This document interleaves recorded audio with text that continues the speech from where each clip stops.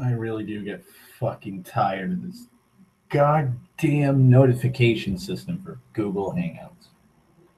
I'm just gonna let Google Hangouts is gonna be broadcasting on YouTube. I know. That's why I started a stream on YouTube because I use the Google Hangouts. I've been doing this since what, February? Roughly, I don't know. Like, come on, Google Hangouts, get your shit together. Okay. Howdy, Dan. First and foremost. How are you doing today? Might as well ask now before I forget. I can kind of be of an idiot. I can kind of be an idiot. Also, warning to anybody: this is going to be a somber uh, stream. I'm kind of spacing out. Sorry. Just a lot of shit on my plate as of recently. Oh God, let's see. First off, where to begin? Update on me. Plans are going ahead with the apartment. That's nice. Very nice. Not going to have to worry about anything for a while on that one. Done the math. I've calculated every fucking possible outcome.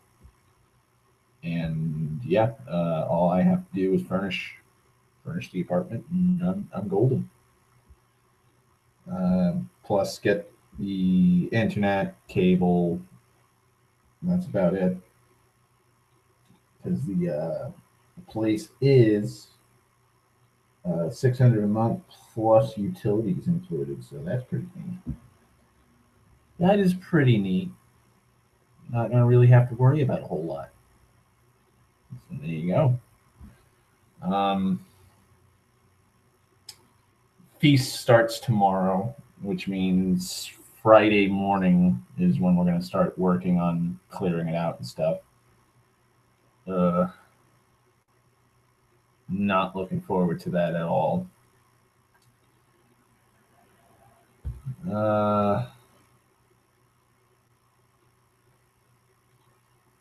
Let's see what else. Chris worked today. Wasn't bad.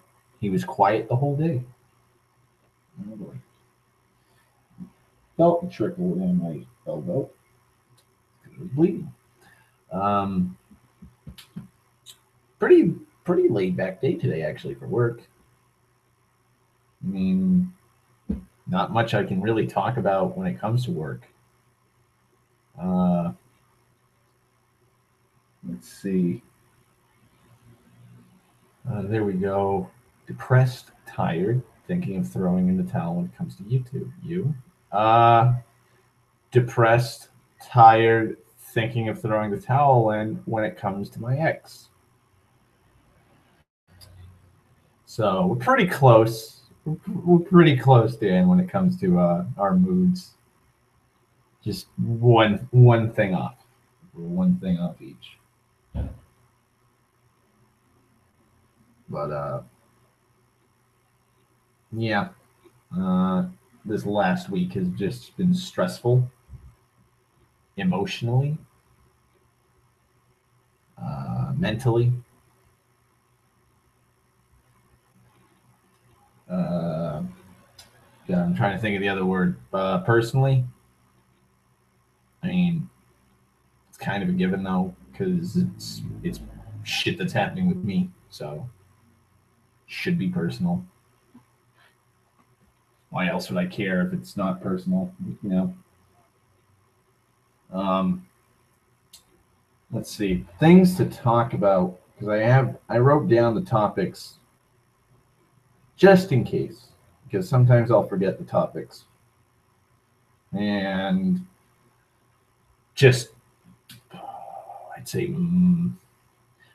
Monday. I think Monday was when I did the stream, and I was really pissed.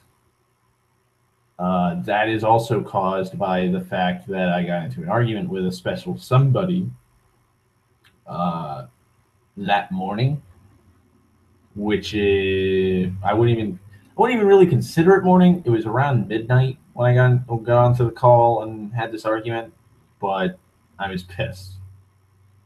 And so Monday I started kind of going like, it's probably around time I start feeling a little blue, because it comes in fucking waves. And so I've been having a good extended high point with maybe one or two sharp dips, but usually just for the day, a day or two tops. But like the last week, I've just been putting on a mask, like putting on a front, which I don't really like to do, but it's neither here nor there. It's just how depressed people work and operate. 95% of them put on a front for the people who care. But yeah, I got into an argument with them, and we started talking earlier today, just a light back and forth. We're not talking as often as we used to, like last week. But yeah, that's probably the biggest reason why I'm pissed. Or, well, not pissed, but was pissed Monday, looking back at it. But yeah, topics. First, I heard this on the news. I think it might have been Monday or Tuesday, maybe earlier. But there's a football player from Florida who's a YouTuber, and he went against oh God. Hang on. I have to find the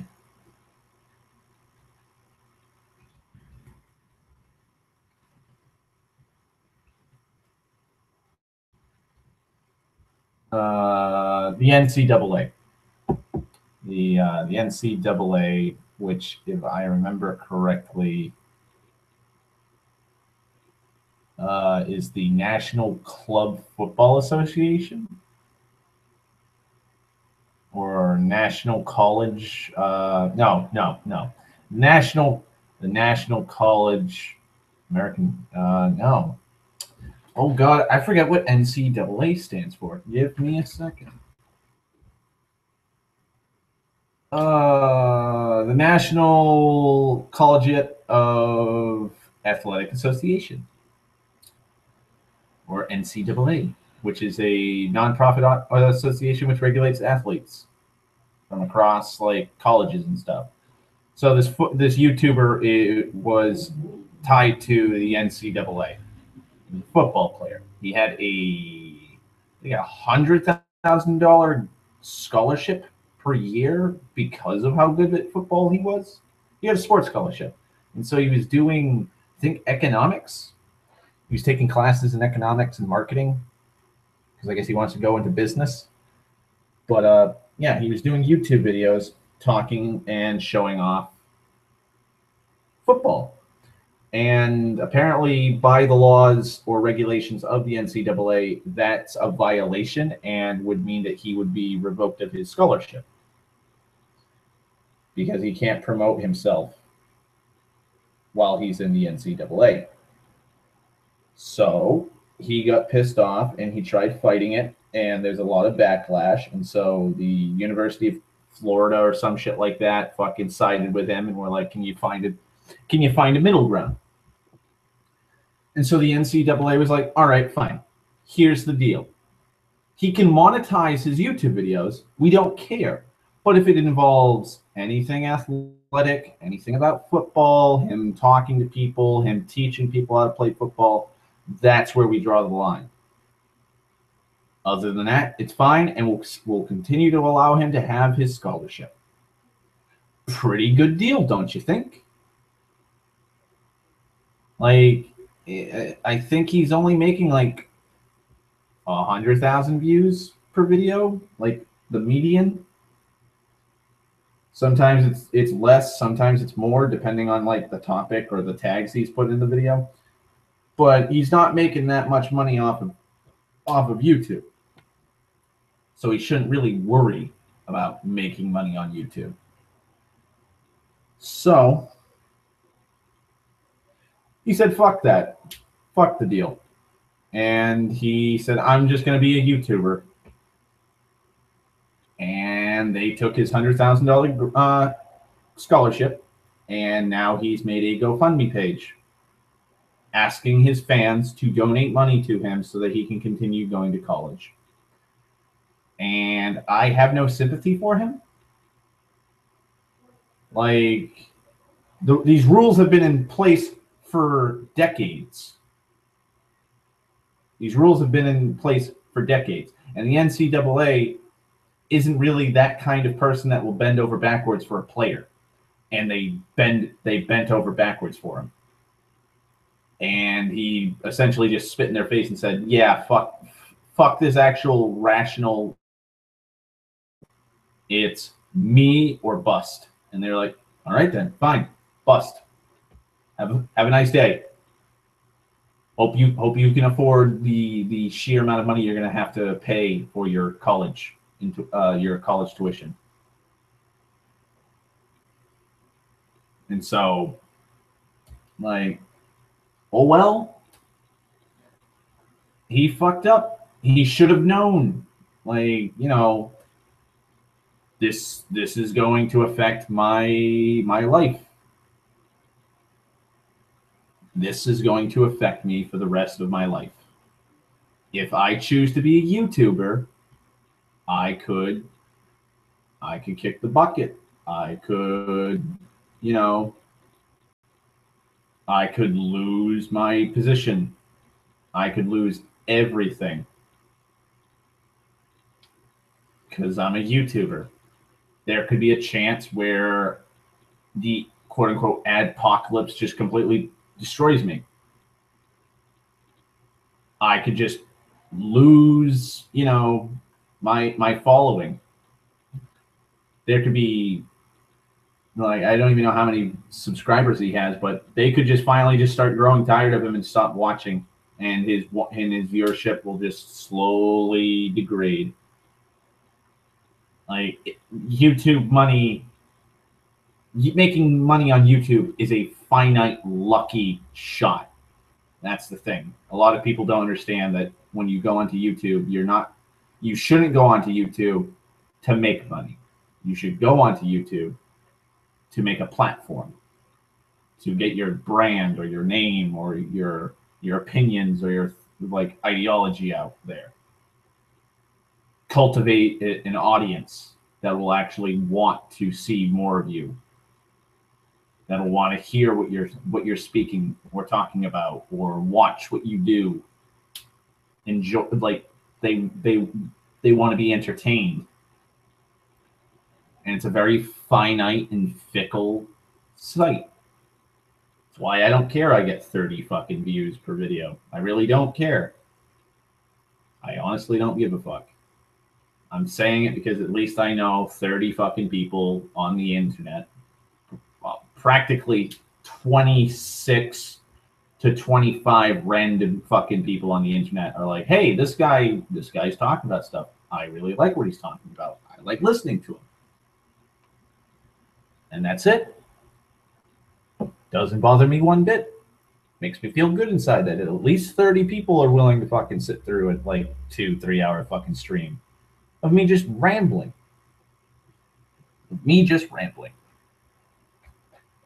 So, thank you for that. Christ. I don't even think I have 150 subs on this fucking channel. And I lost 2 subs, I think like 2-3 months back. Doesn't really matter to me. It could have been bots that YouTube culled. It could have been people who were like, "Oh, I don't like how he's a rambling, insane man, and he's rambling because he's insane." Meh. And then just click that unsubscribe button. Go ahead. I don't care. I don't care. I honestly don't give two fucks. Like, I'm not doing this because, I want money. This is gonna be how I make my money. Sitting here talking. Does it sound like a nice fucking dream job? Yeah, it's a nice fucking dream job. Is it a you know is it a fucking reachable goal? If I sacrifice God knows how much time and effort into investing in like high quality equipment and you know fucking hitting every one of those fucking key fucking events and trending topics, like the Long Dark. Here's a perfect example because this just came out. The Long Dark just released 2 episodes of its first season. It finally has a story mode. If I wanted to be a successful YouTuber, I would proceed to play both episodes and upload the parts. And depending on how long the story mode is, say it's like 2 hours per episode, I would cut it up into 4 chunks per episode. Half-hour videos. Half-hour videos, and then sit there and edit and do all this, and that. And it's like, well, how the fuck am I going to be making money for food and paying the bills and clothing myself and getting to work and just all this stuff? How am I going to do that if I just drop everything to become a YouTuber?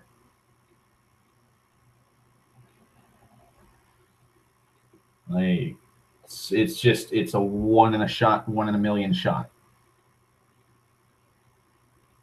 Christ, I've noticed that most of the YouTubers I watch don't even have like. There's only maybe two or three channels I actually watch that have over 2 million subscribers. Markiplier, Jacksepticeye, and I think Philip DeFranco. That's it. Game Theory. Like every once in a while, I'll watch a Game Theory video, but I don't really do that often. Game Grumps, but I haven't watched a Game Grumps video in fucking a year. When was the last time they did the CDI Zelda game? That was the last time I watched it, and I didn't even watch them as they came out. I waited till all of them were done, and I just binge watched all of them. So, like most of the YouTuber subscriptions I have are like between 1,000 to say 500,000, maybe a little bit more. Like that's the average range between that. I mean, like that's a huge range, 1,000 to 500,000. But they're smaller YouTubers are, I don't know, people I enjoy watching more. Like there's times where I'll watch Markiplier videos and I'll be a minute and a half in and I'm like, man, not really interested. Skip. And this guy is planning on making money on a site that's that quick, that quick to change. Like, God bless you. God bless you. All right. Give me 1 second. I have to stir my meat sauce and then turn the heat off for it.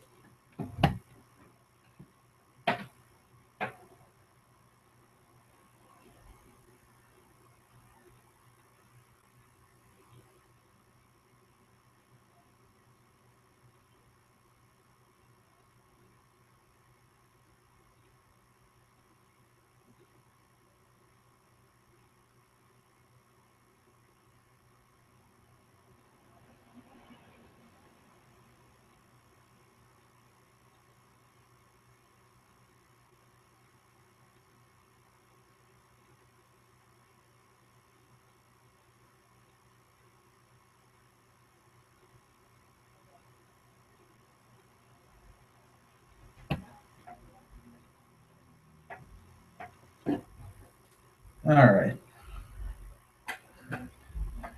Uh, let's see. Oh, I don't think I talked about this. No, because it happened yesterday. I lost my Zippo. I had it for 2 years, and I walked over God's green fucking earth to find a shop that actually would sell me a Zippo to replace the one I had lost. I bought the fucking one, and I found my Zippo today, just chilling in the fucking parking lot. And I know it's my Zippo because I can fucking hold on to it. The reason why I know it's my Zippo is only one other person has a Zippo, my father, and I bought that for him, and it does not look like mine. It's completely black with the white font that says "You can't fix stupid," and mine's just a pretty much flat silver metal fucking Zippo. And I know exactly how it looks because I am the one who put all the damage on it. Uh, it's starting to fucking the paint job on it, that the protective coating where the button on my holster for a Zippo is, that's been scraping that off, so the brass casing in the back where underneath the paint is showing on both sides. And yeah, I also know it's a C13 because at the bottom of the Zippo it'll actually have a fucking, I wouldn't even call it a serial code, but like the one I have now that I bought is an L14. This one's a C13. So I know mine's a C13. So if I picked it up and it's like, oh, B11, I'd be like, oh, well, that's sadly not my Zippo. So grabbed it. She got filled. The batting inside is filled with something, and it ain't. It seems like oil.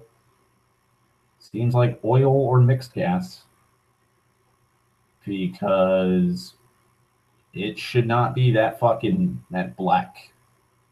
Like, it is filthy. Maybe it's mud.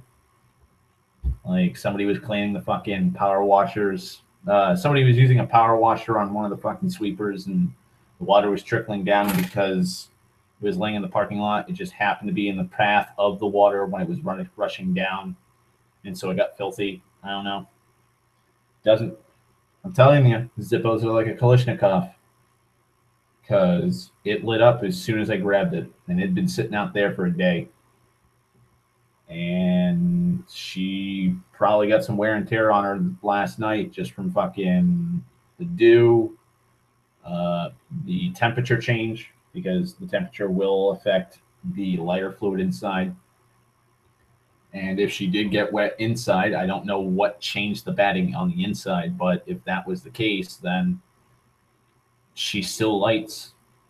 She doesn't smell differently. She doesn't taste differently when I'm lighting a cigarette. Nothing. So, plus, I've dropped her from a two-story building. I've dropped her in a fucking swamp, all kinds of shit, mud, sand, gravel, just everyday wear and tear and dirt. Like, they just keep on kicking. And if I need to replace it, I just put it in an envelope, toss a penny inside, and mail it to fucking Bradford, Pennsylvania, to the Zippo Corporation, and they'll fucking fix it or replace it if it can't be fixed.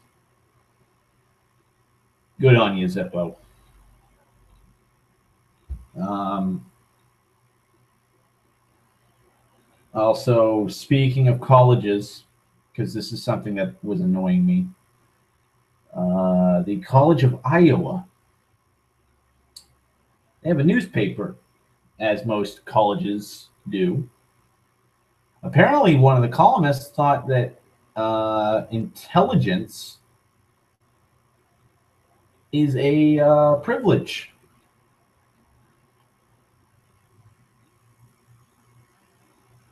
Cognitive privilege, in fact.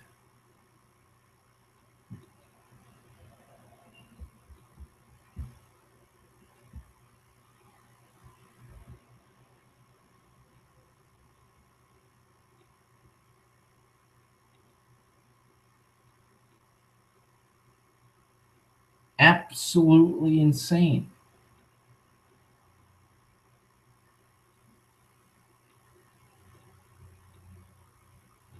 It is absolutely insane what this fucker was speaking, because I heard the whole fucking article read out because the fucking uh, disc jockey on the radio is just like, this is insane.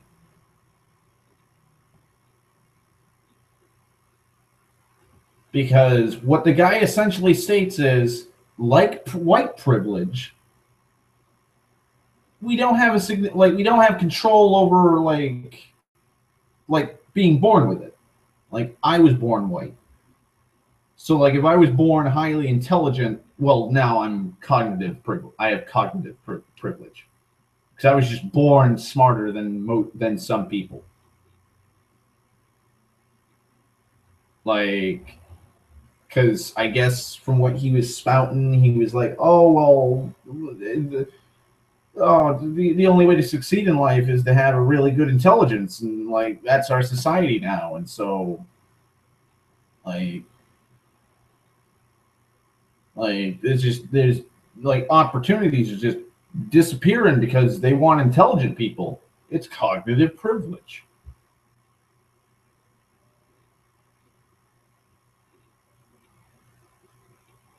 And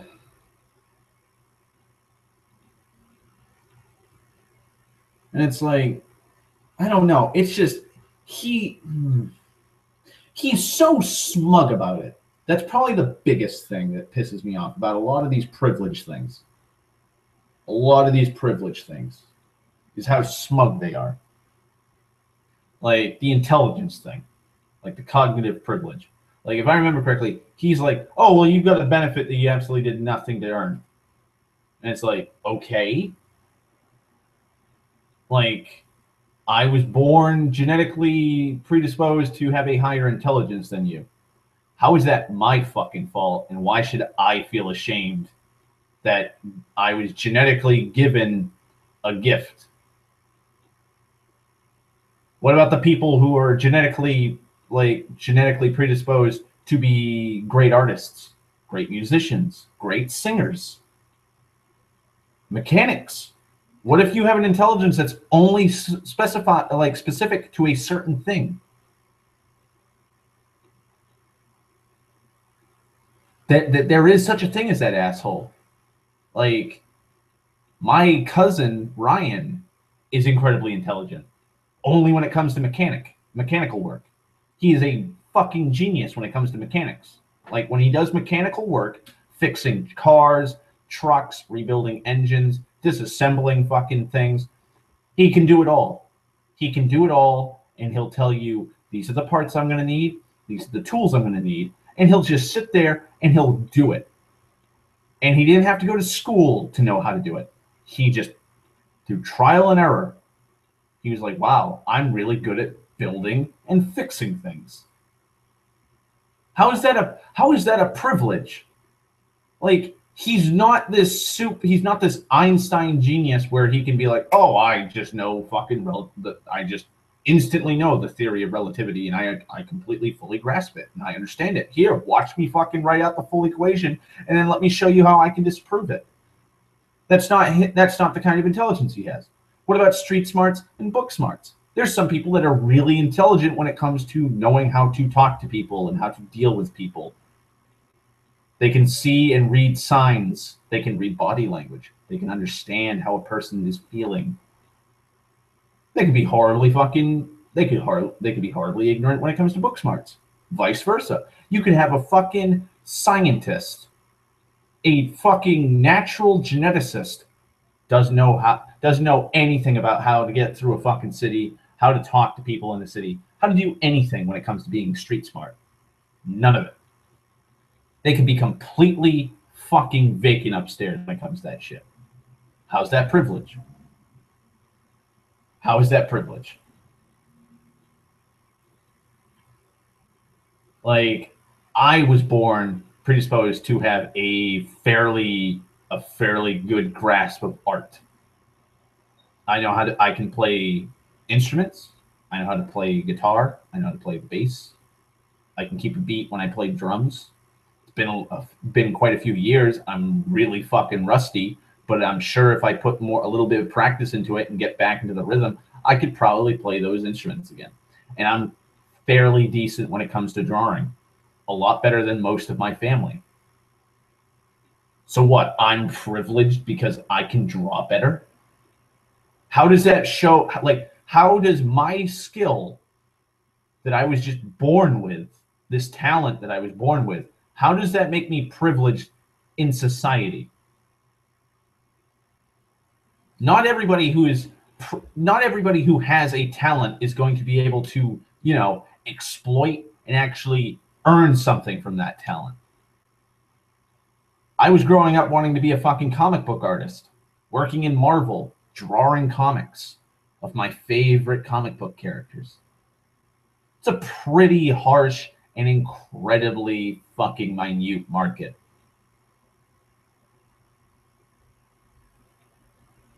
That's all right, Dan. I'll just keep rambling. But it's like,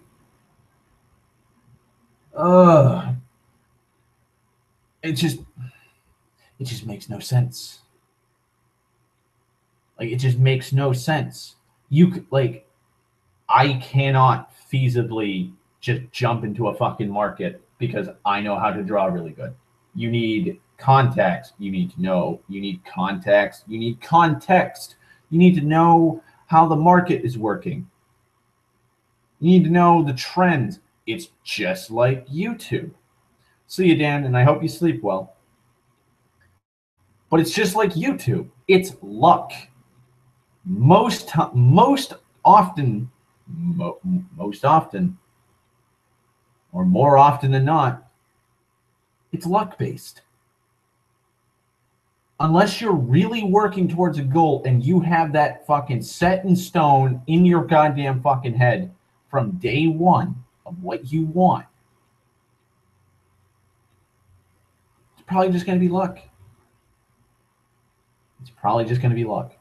Most artists aren't full-time artists. They're doing actual jobs and stuff because not a lot of people are going to be paying fucking money for their fucking painting. That's why a lot of artists become famous after they're dead. A lot of musicians make a fuck ton. They make a killing. Most of the time, it's not even, if I remember correctly, because it's been a long time, I remember the music fucking industry and how it works. If I remember correctly, most of the profits and money that a fucking band makes isn't from the CD sales. That's some of it, but the record label gets most of that money. They get money, they get more of the money when they play live at concerts. You could be like Kurt Cobain or Jimi fucking Hendrix. You could have the voice of Janis Joplin or Jim Morrison. You could be an amazing fucking bassist like John Entwistle or fucking Geezer Butler. You could be an amazing drummer like Keith Moon or Bill Ward. And you could fucking be just absolutely on par with the greatest fucking musicians in history. You could be in a junkyard band. Yeah, you're living the dream. You're applying your talent. You're applying that gift that you're just so inclined to have. And you could be working for a decade, 2 decades, just going around your state, trying to make a name for yourself. You could have only like 100, maybe 1,000 fucking fans in your entire fucking state. And they're the only ones for the last like 2 decades that have been following you around as roadies. And that's it. You still have to work a 9-to-5 job. You still have to put in 40 hours of work a week because it's not paying the fucking bills. But you could be better than most fucking musicians during that time period that you're playing. It happens. It really fucking happens. Christ, Kurt fucking Cobain. He is not a good singer. He is not that talented of a singer. He's not. If you've ever seen a live show of Kurt Cobain, he is just absolutely horrendous half the time. Him and like Nirvana is a perfect example. They're really good musicians. They really fucking are. They are really good musicians. They're really good vocalists. They're very good at writing songs and doing all the fucking stuff that just the undertaking of making a song. But when they play, they just don't give a fuck. Primus is the same way. The tag, like the fucking motto for Primus is Primus sucks. There's a lot of bands from the 70s that would just be playing a fucking song and then halfway through just go, you know what? Fuck this. Let's just jam out. Let's just jam out.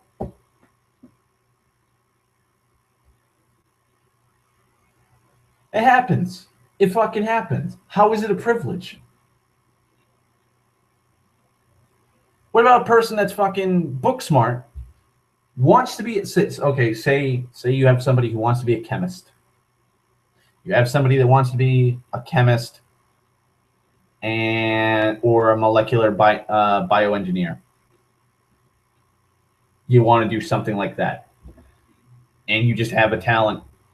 You just have a talent for fucking grasping and retaining knowledge. You're like a fucking goddamn encyclopedia when it comes to this knowledge. When you put your mind to it, that fucking memory and that knowledge of what you have learned just stays. You don't even really have to fucking study it day in and day out. You read it once, maybe twice, maybe 3 times tops, and it sticks. That's it. You will never have to do it again. What happens if the market for a molecular bioengineer is just non-existent at that point when you graduate? They don't need one. Like the state you're in doesn't need one. All the fucking positions have been filled, and nobody wants a fucking oh god, I forget the name of it. Fuck. Oh god.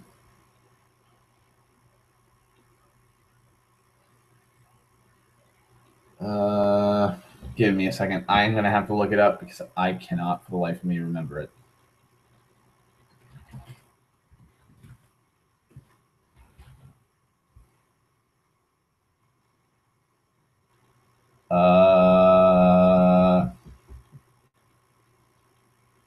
Let's see.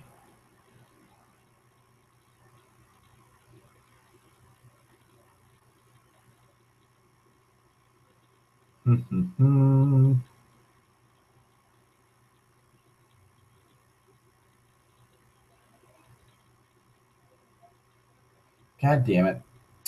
I need to find the fucking goddamn word for it.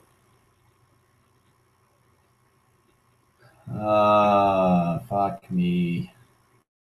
Just ruining my train of thought.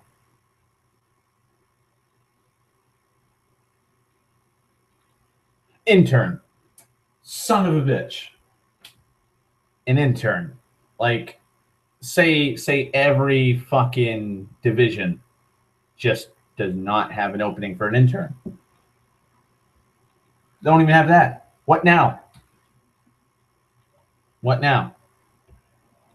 Maybe that person wants to be. What happens if that person wanted to do that and then decides, you know what, it's not really enjoyable, and they find out that like carpentry is the thing that they enjoy to do, and so they spend all their time working in carpentry, building houses and stuff. Yeah, they know like molecular bioengineering shit. Doesn't mean they're going to apply it. They could be incredibly book smart. Could be working in a fucking goddamn sawmill, for God's sake. Still happens, though. Again, how is it a fucking privilege that somebody is genetically born predisposed to have a higher intelligence? History has shown us that a lot of intelligent people do not make the right choices. There's a lot of intelligent people that are actually wasted in certain positions. Some of them aren't even recognized for their achievements and their abilities. And a lot of people there's a lot of people in the world that are wasting their potentials. It happens. I'm sorry.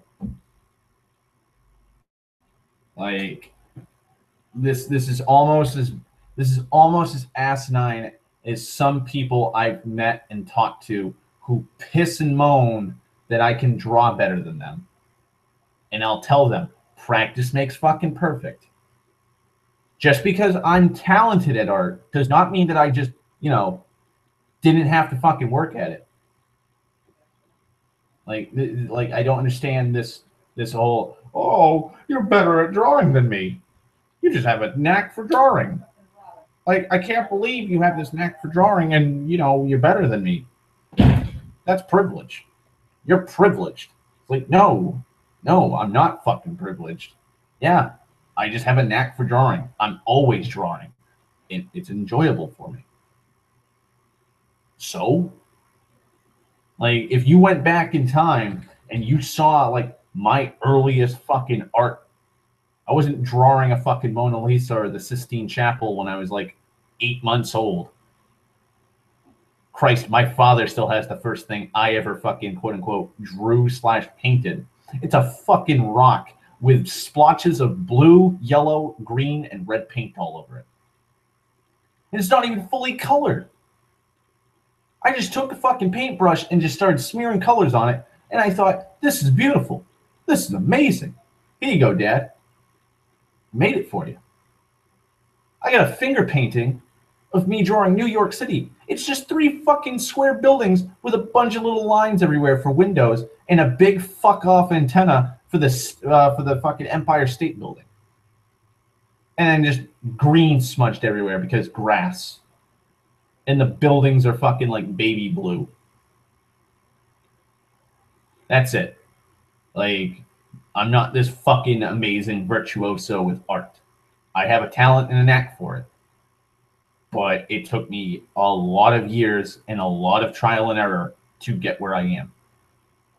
And yeah, it was easier for me to learn things like cross-hatching, inking, fucking doing skeletal structure, drawing hands, drawing feet, faces,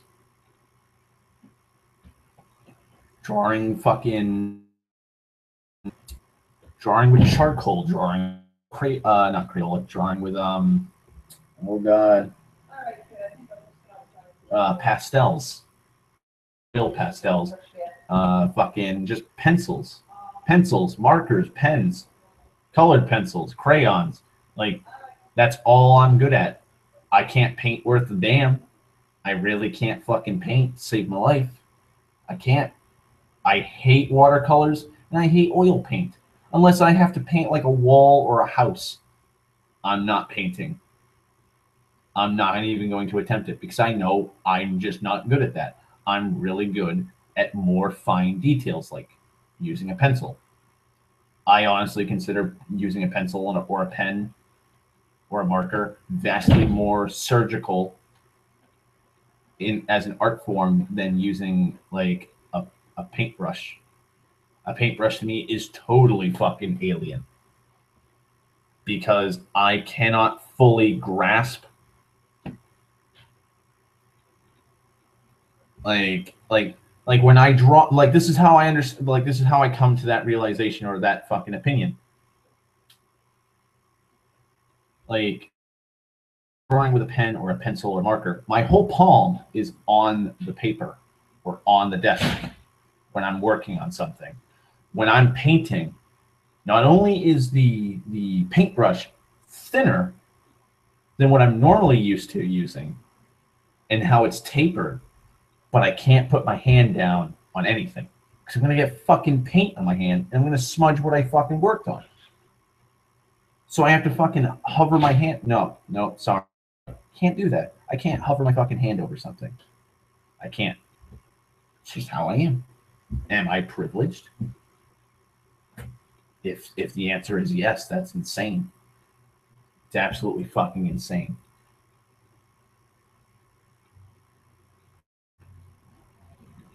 I'm telling you.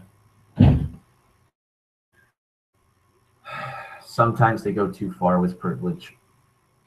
Like, I understand white privilege. I do. I understand that one. But then you go, oh, well, you're born smarter. Is there a good-looking fucking privilege now? Like if this guy is promoting, then granted, it's just one dude fucking promoting this. Like, I'm not even sure how many people are gonna fucking believe this. I'm not even sure. Like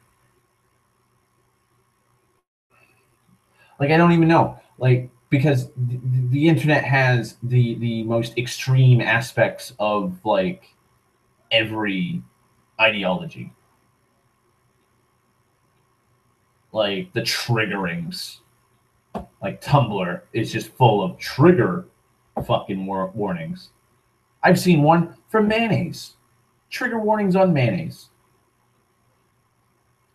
So I don't even know how many people actually agree with this asshole who thinks, oh, well, since you were born smarter and it was out of your control, you're privileged.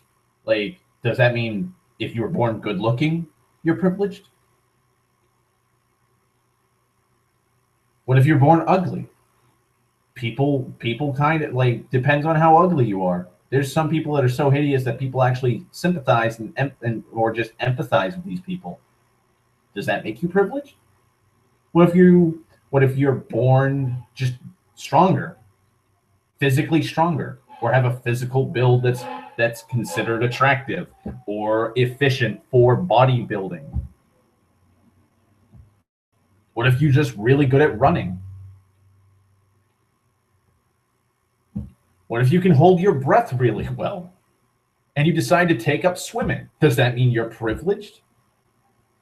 What if you have a high, like, look at me. What about metabolism? That's a perfect example. What about metabolism? I have a incredibly high metabolism because my mother and father have high metabolisms. I am always going to be underweight for my just height and build. Does that make me privileged? Because I'm always going to be thin? Am I privileged for that?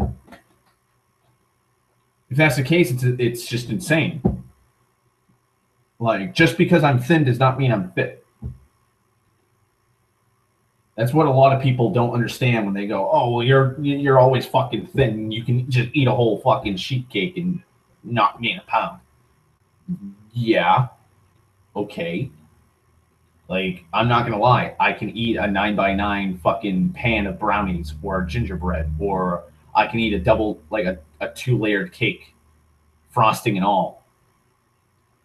I can eat one in one sitting. I've sat on this stream and eaten like 4 or 5 large fucking steak teriyaki subs, and I'm still kind of hungry after I'm eating it.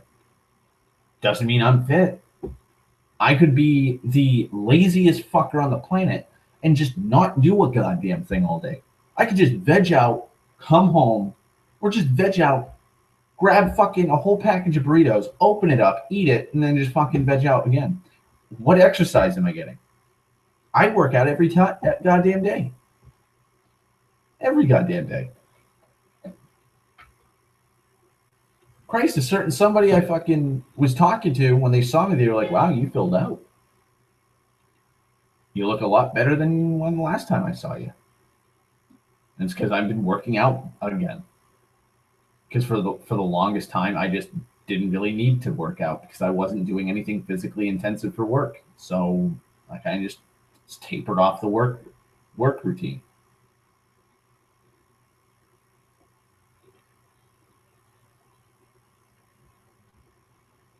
Happens. Doesn't make me privileged. Like, how does it make, like if this guy thinks that society links one's intelligence to success, and he were to make the claim that, oh, well, since you're skinny and you have a high metabolism, that increases your chance of, propagating the species, finding a suitor.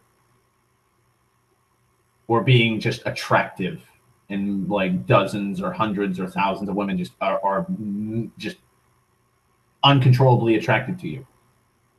How does that make me privileged? Like I've got an athletic build.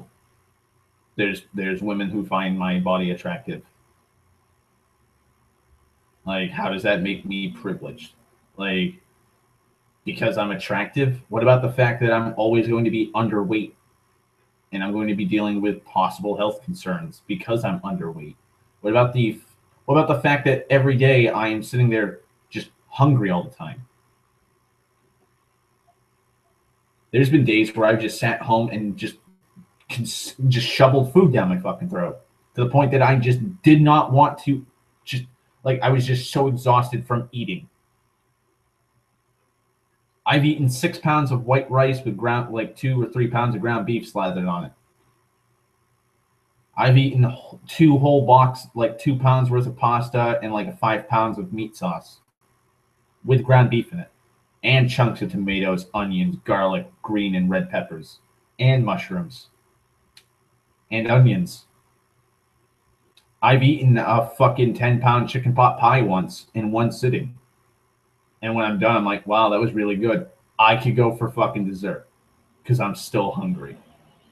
Or there's been times where I've gone to like a McDonald's or a KFC or a fucking Burger King, or I've just gone to a fancy restaurant and I've ordered a fucking big meal. And I've sat down and eaten it and go, kind of wish I could have ordered some more because I'm still hungry.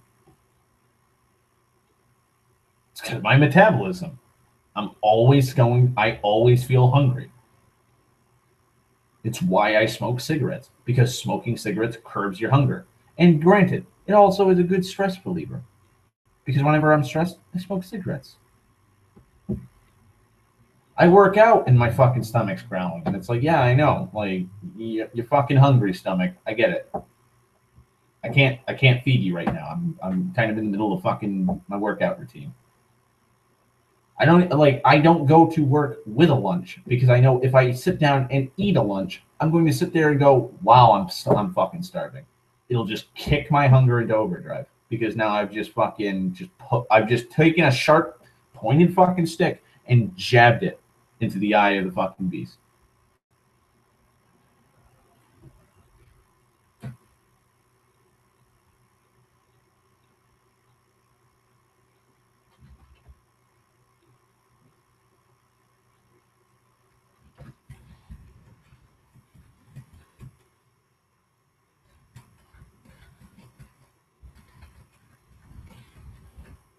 Sorry, I had to answer somebody. Oh my god.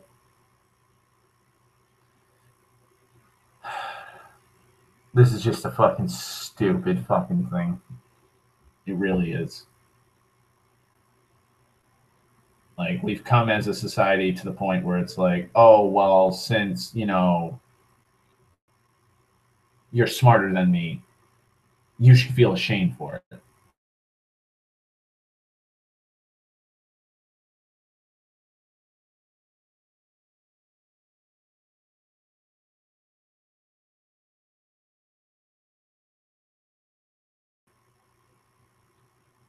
Like, just because I'm white does not make me as privileged as, like, some fucking people.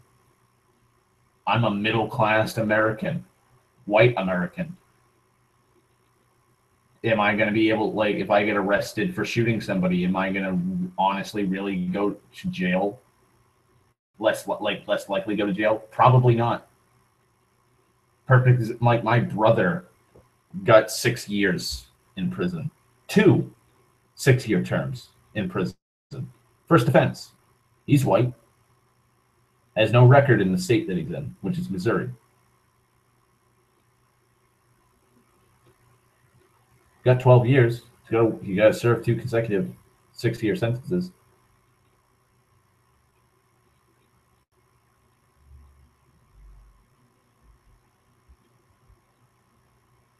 He doesn't seem privileged to me. I've had to live on the streets. I was treated as bad, if not worse, sometimes by the people around me because I was homeless. So like when I like and the other fucked up thing is a lot of the people who go, "Oh, well, you're privileged." They don't know you. They don't know who the fuck you are and where you've been in your life. It's why I get annoyed sometimes with white privilege or fucking somebody just goes, "Oh, well, you're privileged." Like I was homeless. I was homeless for a year. I was homeless for a fucking year. I'm gonna have a place now. I have a job. It's paying well. I'm able to fucking support myself. I'm on my 2 feet now. I'm standing on my own. I don't really need people's help. And then somebody comes over and goes, "Oh, well, the reason why you're able to get that apartment and the reason why you have that job is because you're white and you're privileged." Like, yeah, because yeah, that's why. It's not because I just worked my ass off for like a year and a half, 2 years now, actually trying to get an apartment. It's not the fact that like I've been in the shittiest fucking situation most human beings will never fucking ever see or witness or live through. That's like going up to a veteran that lost their leg and it's like, well, at least I was able to get a prosthetic. And it's like, well, that's because you're white and you're privileged. Like, who the fuck would say something like that? Like, if you don't know the person, why are you going to try and make them feel bad and feel ashamed?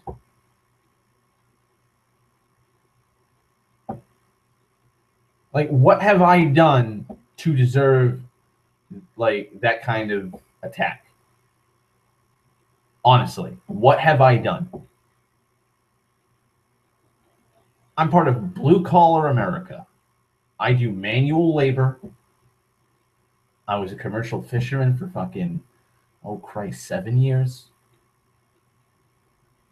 I was a commercial fisherman for like 7 or 8 years. From the time I was 16 to the time I was 23. And after that, I was jumping from job to job, working my ass off, just living my life, trying to hold down me, trying to keep myself afloat, trying to keep myself on the right path. Like, where did I go wrong? Where the fuck did I go wrong to where it's like you should be ashamed because you're succeeding in life because you're trying your damnedest and you are literally scraping the bottom of the barrel, fighting inch by inch. You should feel ashamed for that. It's why when I heard the fucking article being read on fucking the radio the other day, it pissed me off because it's like, no. Like if you're gonna go down that fucking slippery slope, then like this whole privilege shit is kind of fucking starting to grate me. Because the other fucking thing is when it comes to privilege is okay, so if I have white privilege but I'm homeless, does that mean if I'm a homeless white person, I have less privilege than a normal white person?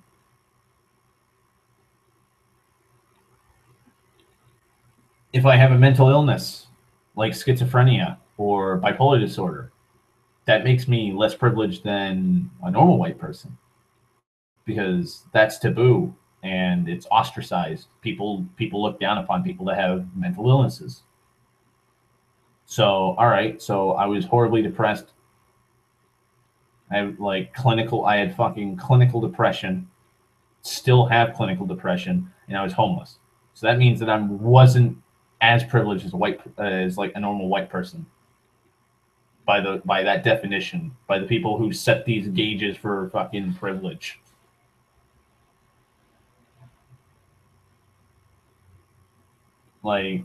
So because I went from that privilege, like that fucking negative privilege, and worked my way up so I could live on my own 2 feet, so I wasn't homeless anymore. That somehow makes me like more privileged because I'm just trying to survive. What? How does that make sense?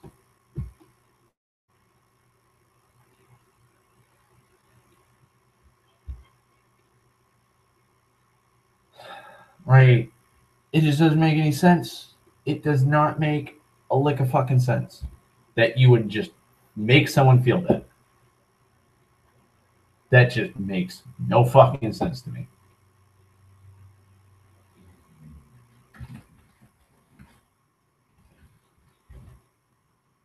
Makes no fucking sense whatsoever.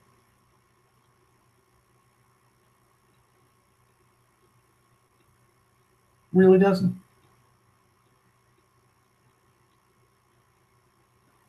Ugh.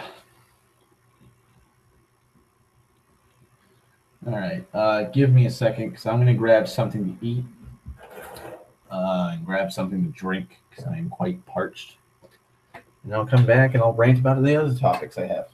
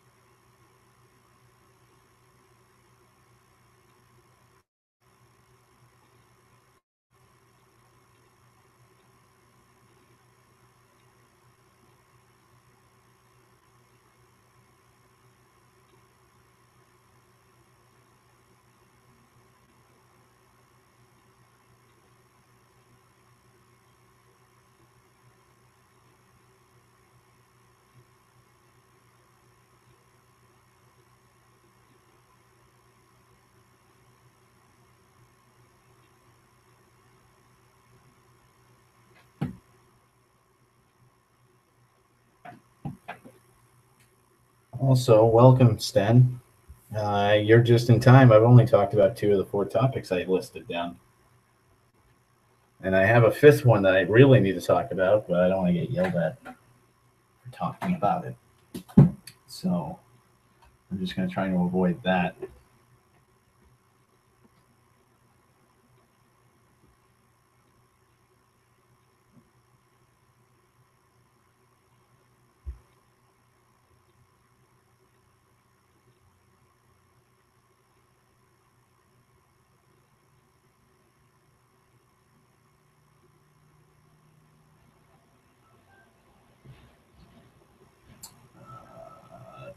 Give me a second.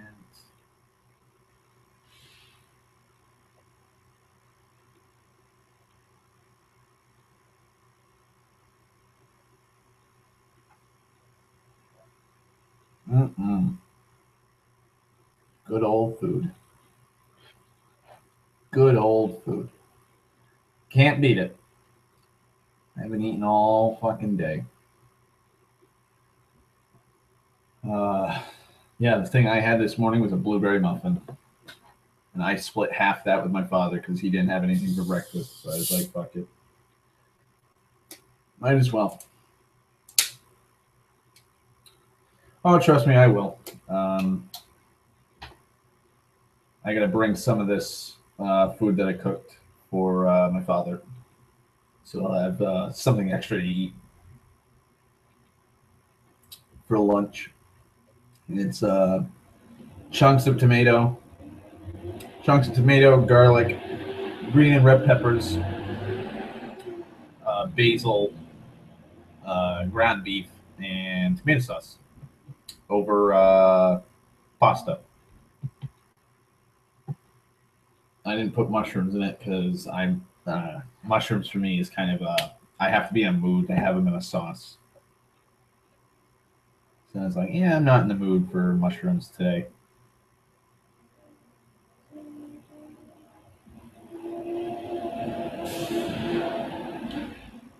So he's in for a surprise tomorrow because I didn't tell him.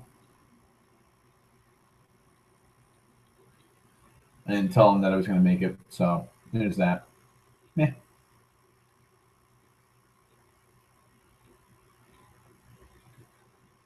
We'll just have to see what he says about it when he tries it. Spoilers, he's going to love it because I've made it before with and without mushrooms.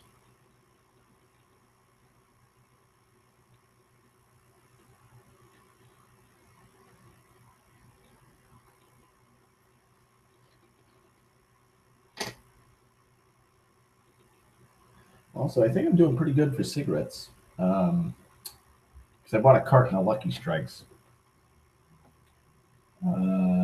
Yeah, I've smoked almost 4 entire packs in like 2 weeks.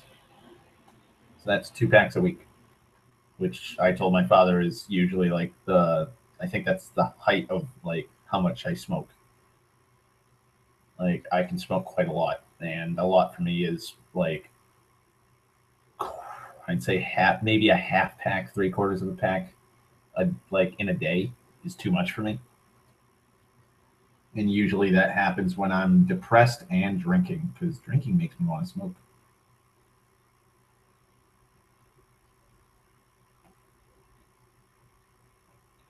So I've been doing pretty good, I think. I'm weaning myself down the best I can.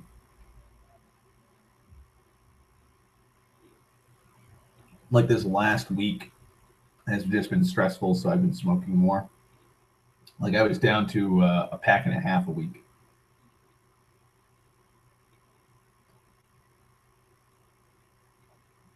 And then my fucking mind and the people around me are like, nah, time to stress you out and make you feel like shit.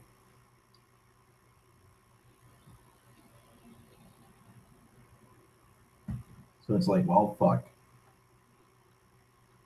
Time to start smoking more.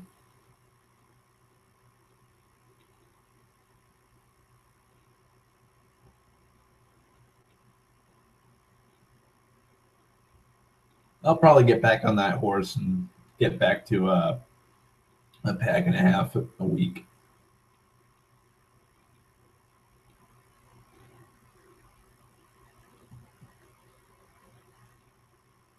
Like that's the thing. I could quit cold turkey if I wanted to. Like if somebody told me like if you don't quit right now, like today, you're going to die of like lung cancer in a month. I'd quit. Yeah, I'd be a little agitated as like my body kind of acclimates to the fact that it's not going to have nicotine, but I quit.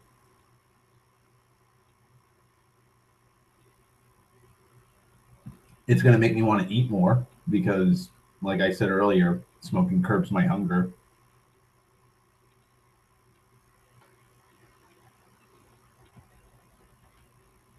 But I can quit whenever I want. The reason why I'm cutting back isn't because I want to quit. It's because I want to cut back so I'm not paying as much for smoking.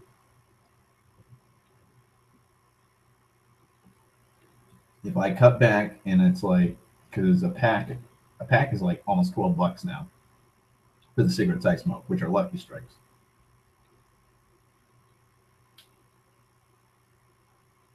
I cannot honestly justify paying $24 for 2 packs of cigarettes a week. I can't. That's way too much. Because most people can spend the same the same amount for like three packs, 4 packs of cigarettes.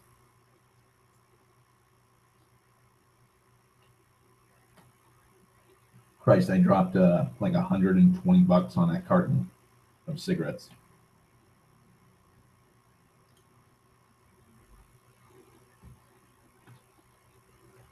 It's just insane. That's just absolutely fucking insane.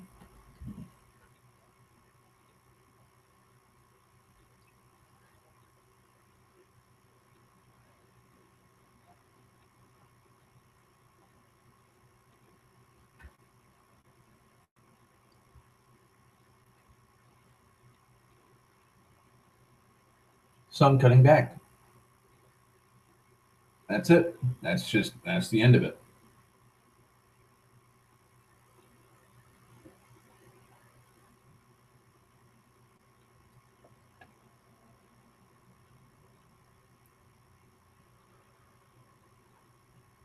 God, I can go for a cigarette right now. Just thinking of all the shit that's been pissing me off while rambling. Mm-mm. I'm telling you.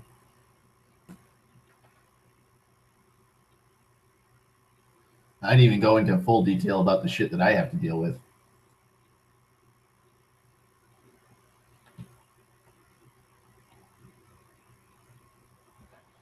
Like the prejudice against my family name. Checkmate.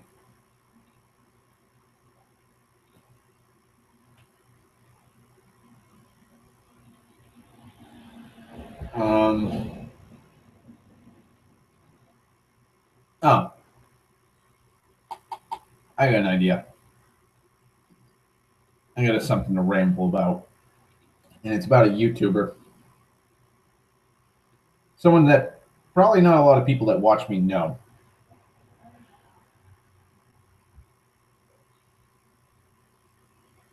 He's been on my radar for a few months. Like I'm kind of like a stealth viewer in a sense. Because there's some channels where I will not subscribe. I won't. Um, Top 15 is the perfect example of somebody that I will watch, but I won't subscribe. And I will watch, I'll binge watch everything.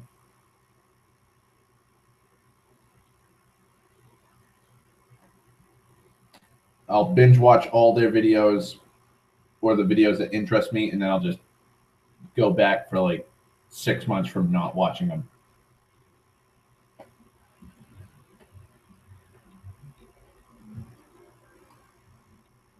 And this person is known as, I believe, Men of the West on YouTube.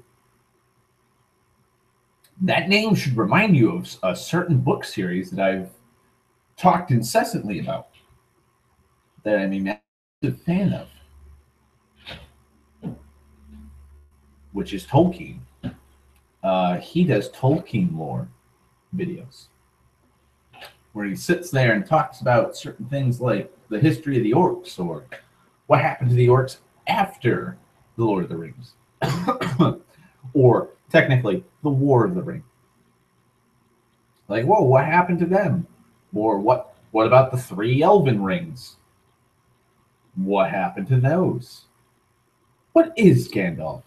And he also does, I guess he writes his own fan fiction, because he's done videos like, what if Gandalf got the one ring? And it's like, horrible shit would go down. He'd be corrupted absolutely, and he'd be more fucking powerful than Sauron because, you know, most of that power is in Sauron's hand, Sauron's ring. Pretty simple fucking understanding if you know the source material and you read it. But that's not even the biggest gripe I have. Nor is like his pronunciation of certain locations, which are like heavily shown the pronunciation of. in the appendix or the appendices or the lexiconum. I think it's the lexiconum or the lexicon, like the Elvish lexicon that Tolkien wrote, or just in his fucking letters, or the history of Middle Earth, which details like the progression from his notes that he jot down in his little short stories and summaries and sentences that he wrote while he was in the trenches of World War I at the Somme, to the very last few days he had where he was writing still. Like, it's not even that. The thing I have grievances with him is that he's trying to inject allegories into Tolkien's work. Even though Tolkien did not purposely place allegories in his fucking book. The Lord of the Rings is not an allegory for anything.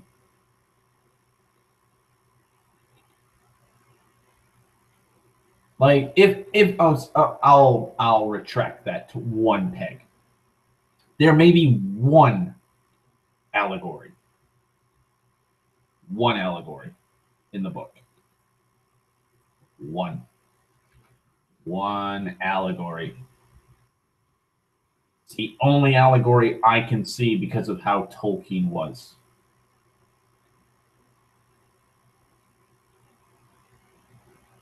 And I would even put it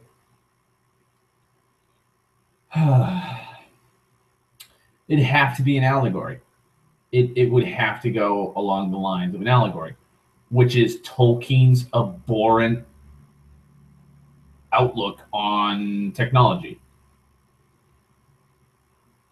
That's it. Tolkien understood the need for technology. What he hated was the abuse of nature to further technology. Tolkien was a naturalist. He loved nature. Absolutely loved nature. Lord of the Rings is based off of just the scenery that he witnessed and grew up in. The Dead Marshes are a perfect image of the Somme. Mordor is perfect in describing what Tolkien saw at the Somme and just in World War I. The Shire is Sussex, England. Hell, the fucking scouring of the Shire is basically where the allegory is. Take the first 2, maybe 3 chapters of the Fellowship of the Ring from book 1, and then take the last chapter of the Return of the King of book 6, the Scouring of the Shire, and you got your allegory.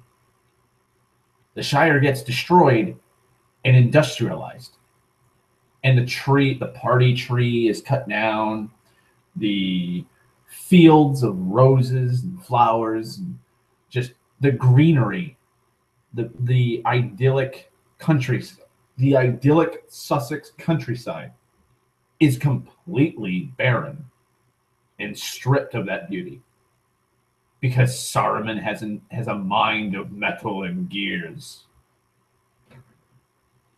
Like, he ruined it because he just abused the land to further his own goals using technology. That's it. That's it. That's not even the big whole fucking like theme. That's not the theme of Lord of the Rings. The theme of Lord of the Rings is loss, history. Those are those ruins. Those are the themes to Lord of the Rings. When you read about Osgiliath and Amonsul, aka Weathertop, and you hear about how Rivendell and Lothlorien and just the Greenwood, aka Mirkwood, like the Elven realms are slowly going to decay and fall into disrepair. because the rings, the three elven rings, have no power anymore on Middle Earth. Like when you hear about how Osgiliath was sacked, and it was the crown jewel of Gondor, and it was just destroyed by the kinslaying, and then the fucking Great Plague, and then Sauron took the fucking Eastern Bank.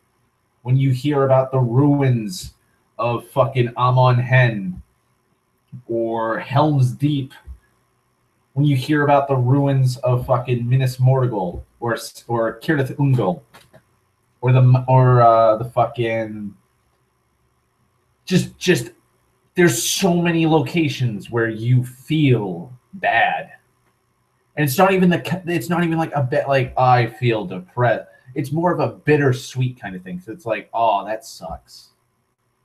That sucks. Because it's described as beauty. Like when you're reading The Hobbit, like if you read The Hobbit and then you read the Fellowship of the Ring, you get to enjoy Rivendell in some sense. You are painted a picture of what Rivendell looks like. This tranquil, very peaceful, idyllic, like commune. The elves are in bliss. The seasons are just perfect. It's not too hot, not too cold. Everything is different. It's not like the outside world. Once you enter Rivendell, it's in stasis. It's beautiful. It's not marred. It's not wounded. It's not tainted. It's pristine. And then when you find out, like, yeah, it's just going to fade away into obscurity, everyone's going to forget about it until, like, maybe a couple centuries later when somebody stumbles upon it and it's in ruins, makes you feel bad. Because it's like, man, like, that's just awful. That's a shame. That's a crime. And that's just how ruins are. Like, when I look at pictures of castles now, in England, in Germany, in Switzerland, in Poland, France, Italy, just all of Europe where there's castles, I feel bad because it's like, oh, I want to see how beautiful it looked when it was fucking pristine and new, when it was built. I want to know what it looked like. I want to see how smooth the fucking flagstone is, and I want to see like the interior. Like, what do the floors look like? What did the fucking fireplaces look like? What kind of tapestries were hanging up here and there? What kind of banners were flying on the fucking battlements? Makes you yearn to see what people saw. And that's the theme of ruins and loss.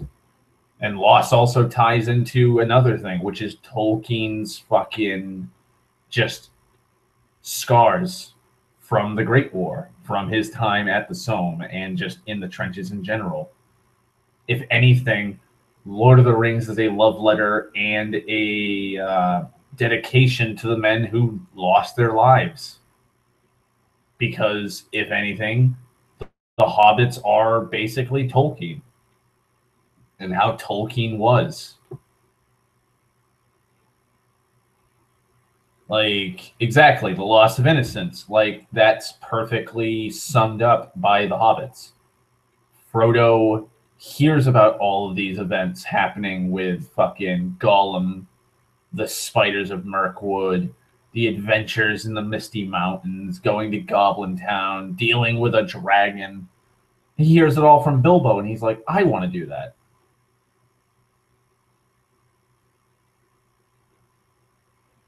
I want to do that.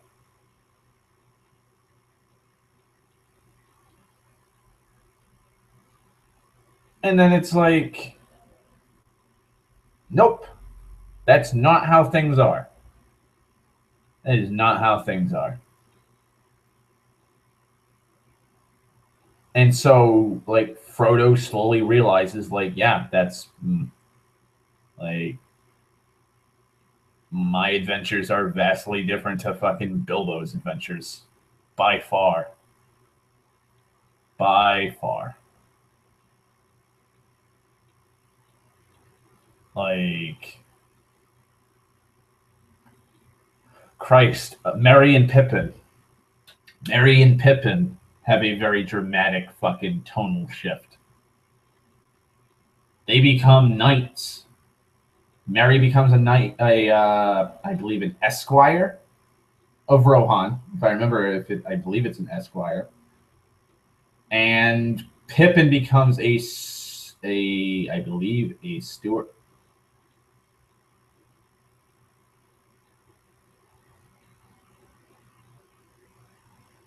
Uh, God, I think he just remains a Citadel guard. I'm not entirely sure though, but both of them do not stay in the Shire once they get back. Like Sam and Frodo also don't feel like they belong in the Shire anymore.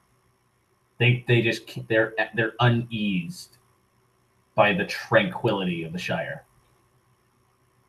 They can't go back because of the events that they've witnessed, because of the loss of their friends and loved ones. The elves can't stay. And so this guy's like, oh, well, the Christian allegories, because, you know, Tolkien was a Catholic. Tolkien was a Catholic, so yeah. There's Christian allegories within it. And it's like, no, you idiot.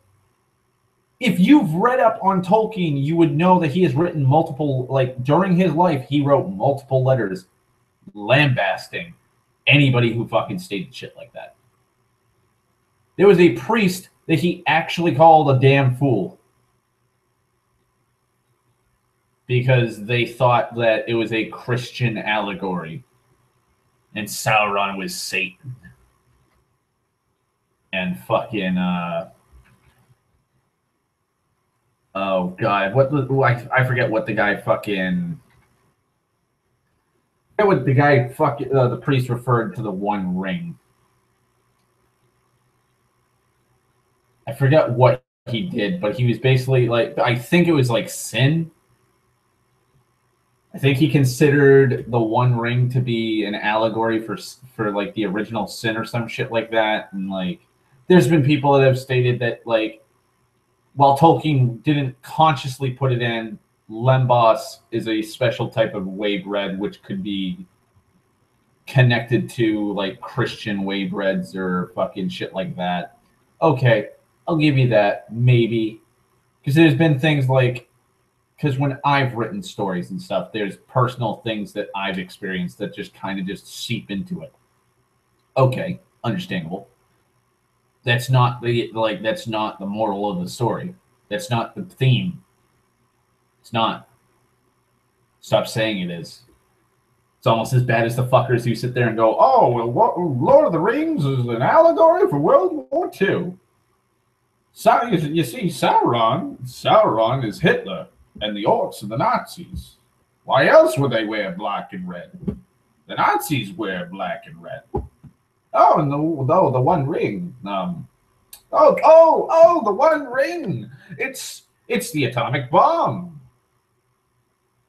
It's the atomic bomb. That's what it is. Look what happens in the Cracks of Doom. Yes, the Cracks of Doom. When Frodo and Gollum are fighting over the atomic bomb. That's an allegory. I'm not sure who's who, but when Gollum / Smeagol falls into the Cracks of Doom with the One Ring, Mount Doom explodes. It causes mass damage in Mordor, like an atomic bomb. See, it's an allegory for World War II. It's like, no, you fucking idiots. No, it's not a goddamn allegory. You stop it right fucking now. You stop it right now.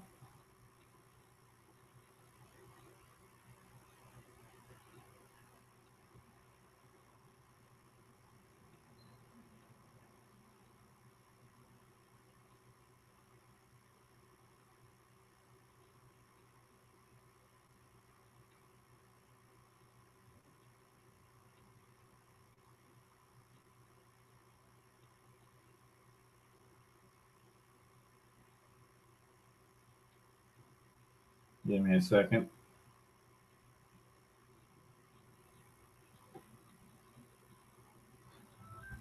But yeah, it's just no.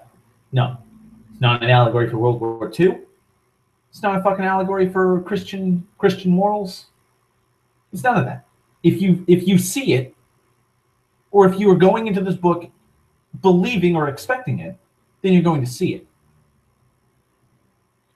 It's why I wish a lot of books, like I don't know, it's just when I see Tolkien fans and they bring up these fucking allegories, it infuriates me, because they'll claim to be these like massive Tolkien fans, and they're like, what Tolkien was trying to do, man. It's like, no, you fucking don't, because if you read his letters, or you just, researched into the man, you'd see that he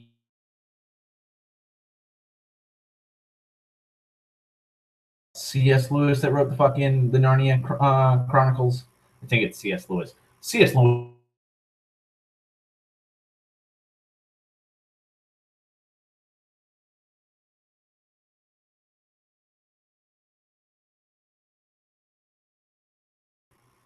And I think it's Lucy's the oldest daughter. She doesn't get to go to heaven with Aslan and the rest of the children, because she was more focused on material possession.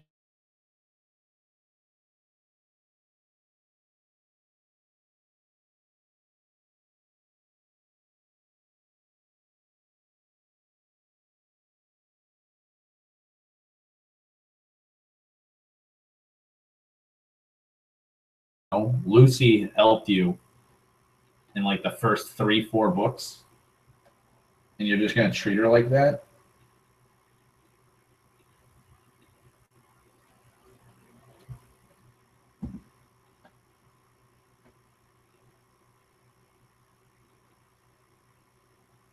Or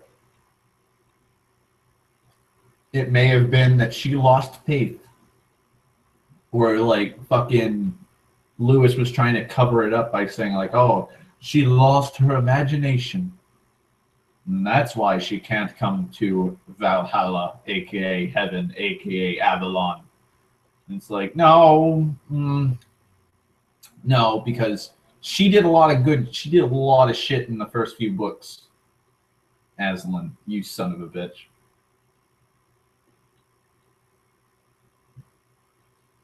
The fact that Aslan is essentially crucified,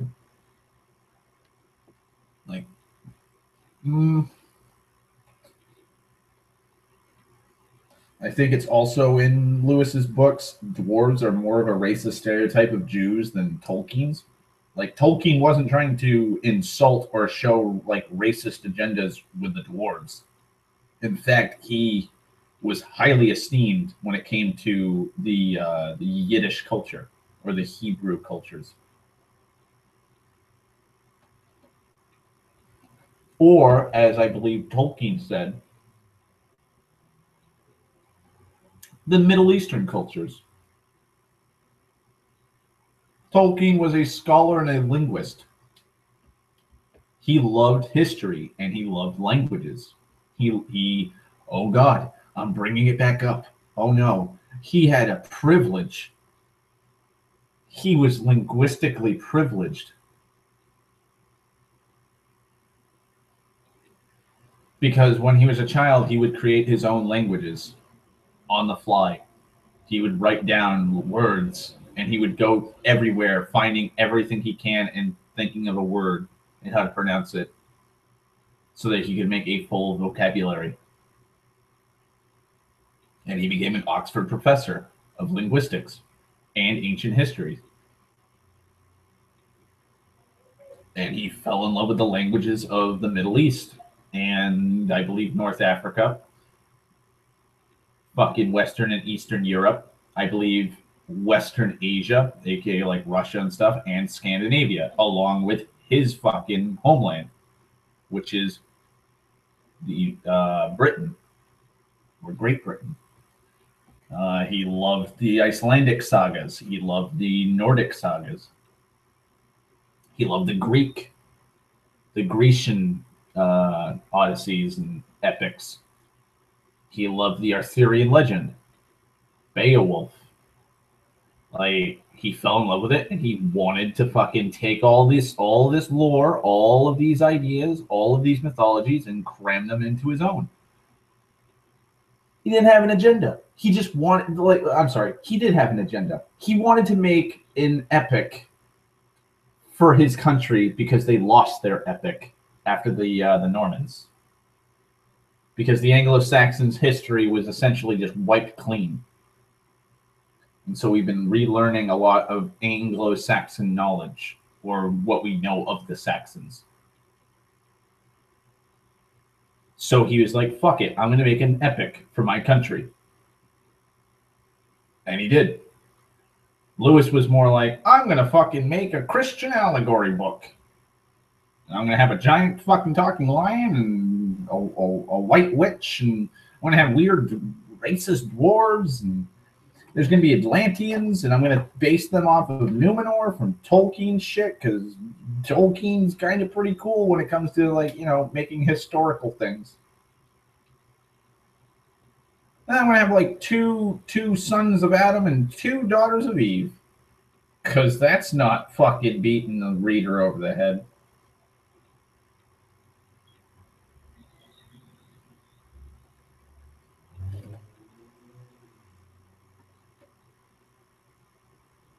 Like, it's insane. Ay, ay, ay. So, like, when I saw Men of the West video where he was talking about, oh God, what was he talking about? I forgot what topic he was talking about in one of his videos.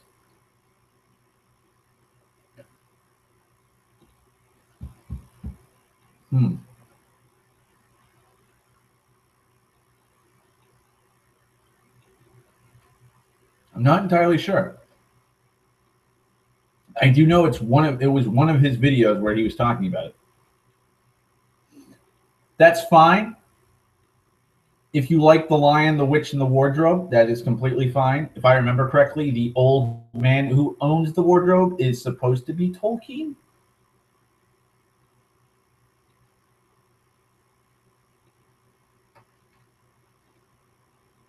I believe that's who it's supposed to be.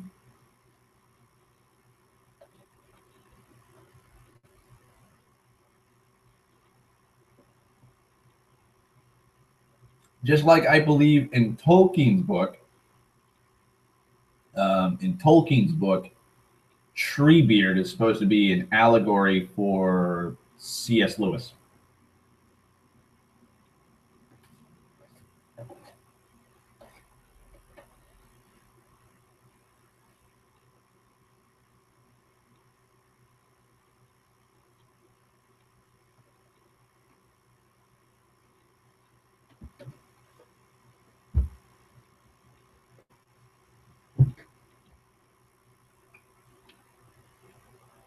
Also, hi, Queen. Sorry, I'm finishing up my my first plate of dinner.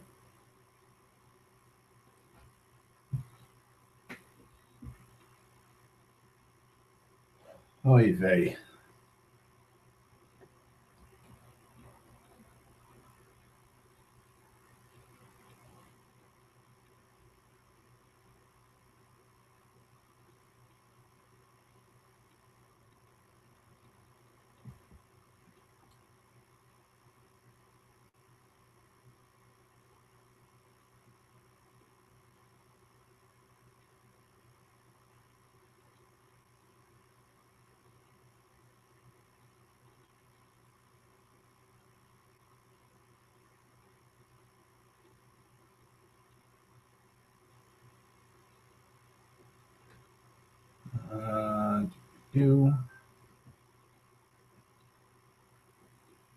That is a very weird hugging emote.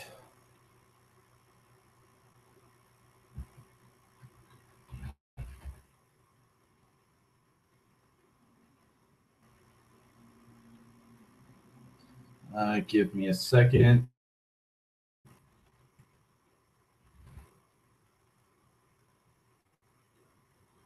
Ay, ay, ay.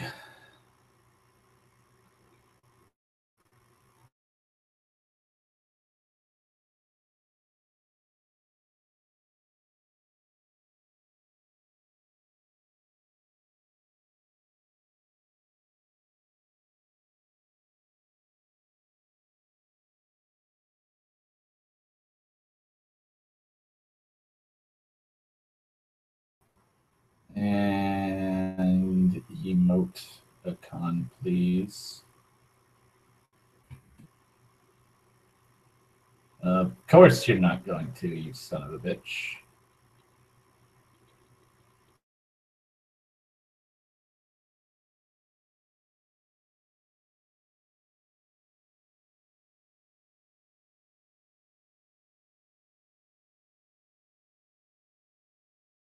I'm getting some lag, probably from the internet.